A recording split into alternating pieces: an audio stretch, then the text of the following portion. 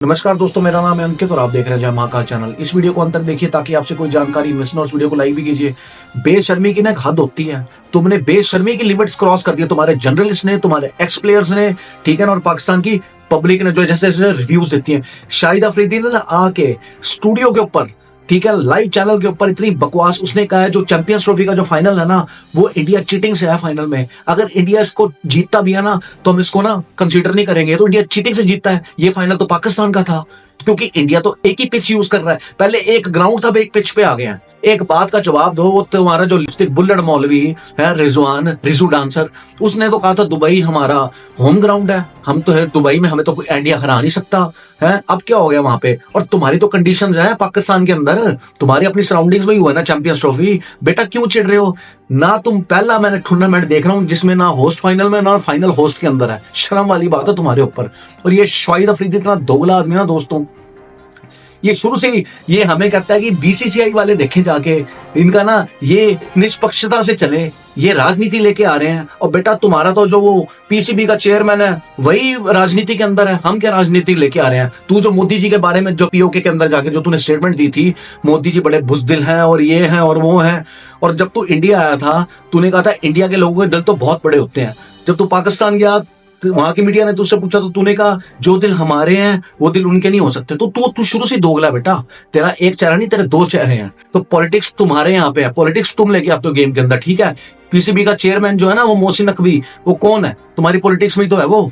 इनका रोना पिटना खत्म नहीं हो रहा क्योंकि इनकी टीम तो नल्ली है, उसको इंप्रूव कर नहीं सकते। अपने इनके टीम के अंदर गुट बने हैं, बाबर आजम के अपना गुट है, शाहिद अफरीदी का अपना गुट है, रिजवान का अपना गुट है, सारे कप्तान बनने की होड़ में लगे हुए हैं। और शाहिद अफरीदी किसी तरीके का इंसान है, आप जानते हो। वो तनवीर अहमद भी बाप है, वो तो शाहिद अफरीदी से भी 2 कदम आगे निकल गया। उसने कहा था कि जी सारी टीमें आ रही हैं, ऑस्ट्रेलिया आ रही है, वेस्ट इंडीज आ रही है, ये आ रही है, वो आ रही है, इनको आने को क्या दिक्कत है, मैं तो बीसीसीआई को एक्सपोज करूंगा। और बेटा तुम्हारे वहां सिक्योरिटी की दिक्कत ही दिक्कत है। पहले दोस्तों इसको सुनो क्या बोल रहा है। पूरी दुनिया की टीमें आ रही, ऑस्ट्रेलिया आ रही, न्यूजीलैंड आ गई, इंग्लैंड आ गई, साउथ अफ्रीका आ गई, अभी बांग्लादेश होके गई, पीएसएल यहाँ हो रहा है, वेस्ट इंडीज हो गई, सब टीमें आगे चली गई। हर किसी ने बोला कि यार सिक्योरिटी बड़ी जबरदस्त है पाकिस्तान के अंदर। और भाई मुझे भी पता है, सबको पता है, अब जिस लेवल की सिक्योरिटी मिल रही है ना, कोई पर भी नहीं मार सकता जिस लेवल की सिक्योरिटी मिल रही है। क्योंकि ये गंदे घटिया लोग जो हैं ये कभी भी सीधे नहीं हो सकते, ठीक है। इनको मेरी नजर में इनको बेइज्जत करो पूरे मुल्क के अंदर, पूरी दुनिया के अंदर, अपने लोगों में इनको बेइज्जत करो।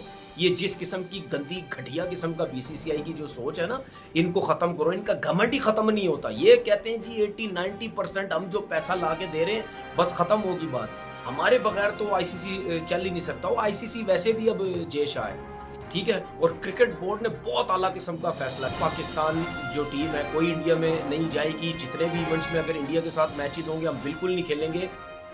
आपने सुन लिया, ये कह रहा है कि वहां परिंदा भी नहीं पर मार सकता। रचिन रविंद्र का फोन चोरी हुआ है वहां तुम्हारे ग्राउंड के अंदर। वो बंदा जो आया है टीएलपी वाला, तरीके लबैन पाकिस्तान, जो कहते हैं काफिरों के खिलाफ हमने जिहाद करना है, उसने रचिन रविंद्र को पकड़ा है। लाइट की तुम्हारे वहां दिक्कत है, मत्था फूट गया उसका बेचारे का। कभी तुम्हारा कोई आगे स्पेक्टेटर्स आके अफगानी का कॉलर पकड़ लेता है। अभी तो कह रहे सिक्योरिटी की दिक्कत नहीं है वहां पे। तुम्हारे कल टीटीपी ने जवान मार दिया तुम्हारे 50, दिन भर तुम्हारे धमाके होते हैं, कभी मस्जिदों में होते हैं। तू कह रहा सिक्योरिटी की दिक्कत नहीं, परिंदा पर नहीं मार सकता। 4 टेस्ट मैच तू खेलना नहीं हुआ तो बातें तू ऐसे करता है जैसे तेरे से बड़ा कोई प्लेयर ही नहीं पैदा हुआ आज तक। बकवास करने तू आ जाता है कि रोटी नहीं चलती तेरी कहीं और से, है जो तो बकवास करने आ जाता है। ये भाई साहब पहले एक ग्राउंड कह रहे थे, अब एक पिच कह रहे हैं। इसने बोला था कि बीसीसीआई इतना बड़ा कौन सा बोर्ड है जो पाकिस्तान नहीं आएगा, इतनी औकात नहीं बीसीसीआई की। अगर जब तक ये चैंपियंस ट्रॉफी का आईसीसी का जो भी टूर्नामेंट होगा ना तो बीसीसीआई खेल नहीं आएगा यहाँ पे। इसकी वीडियो देखो आप।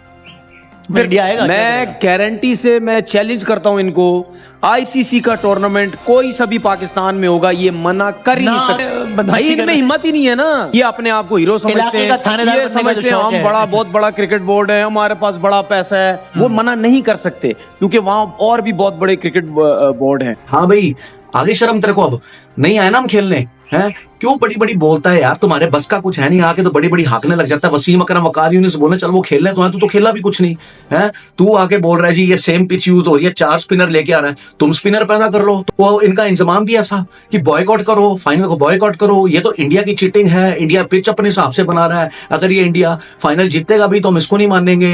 ये तो पाकिस्तान का फाइनल था, पाकिस्तान का फाइनल तब होता है जब पाकिस्तान इस लायक होती है। तुम्हारी टीम इस लायक नहीं है, ना तुम्हारे कोई बॉलिंग है, ना तुमको स्पिनर लेके गए, ना तुम तुम्हारे पास कोई ऑलराउंडर है ढंग का, ना तुम्हारे पास कोई ओपनिंग बैट्समैन है। तुम अपनी टीम की परफॉर्मेंस पे बात करो, लगे हो तुम बकवास करने हैं। दोस्तों उनके पब्लिक के रिव्यूज भी ऐसे हैं। तो चाहता हूं भाई तुम दुआ करो न्यूजीलैंड के लिए, मैं तो चाहता हूं न्यूजीलैंड के लिए दुआ करोगे तो न्यूजीलैंड हारेगी। बहुत अच्छा कर रहे हो तुम, ठीक है, और दुआ करो ताकि जो हमारा भारत है ना, अगर उसका 1% चांस भी होगा ना लूज करने का, वो भी खत्म हो जाएगा जब तुम न्यूजीलैंड के लिए दुआ करोगे। इनके जर्नलिस्ट भी वही है, ये बकरी है उनका जर्नलिस्ट, इसका मुंह भी बकरी जैसा है कसम से, और इसकी बातें भी बकरी जैसी हैं। इसको भी सुनो ये क्या कहता है। देखिए, एक टीम एक वेन्यू के ऊपर बैठी हुई है, वो टीम सेमीफाइनल भी सेम वेन्यू पे खेली है, वो टीम अपने राउंड मैचेस भी एक वेन्यू पे खेली है, एक ही वो होटल इस्तेमाल कर रहे हैं, एक ही बस इस्तेमाल कर रहे हैं, उनको फ्लाइट बदल बदल के आना नहीं पड़ रहा।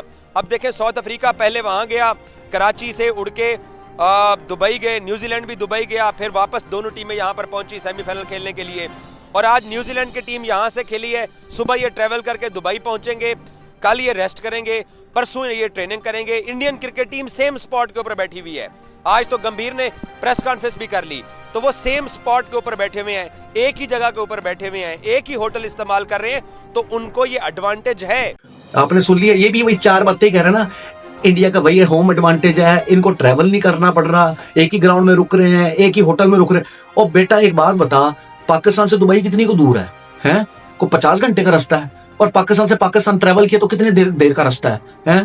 तुम अपनी नाकामी छुपाने के लिए, तुम्हारे प्लेयरों की इतनी फिटनेस नहीं है कि वो 1.5 घंटे के सफर में थक जाते हैं। और तेरे जैसा जर्नलिस्ट आके कि बजाय कि अपनी टीम को तंकीद करे, तू आके उनको डिफेंड कर रहा है। तो इंडिया के ऊपर आके तंकीद कर रहा है। बेटा ये हमारा टैलेंट है। गौतम गंभीर ने सुना नहीं क्या बोल रहा है कि जिस पिच पे हम प्रैक्टिस कर रहे हैं और जो प्लेइंग पिच है उसके अंदर जमीन आसमान का फर्क है।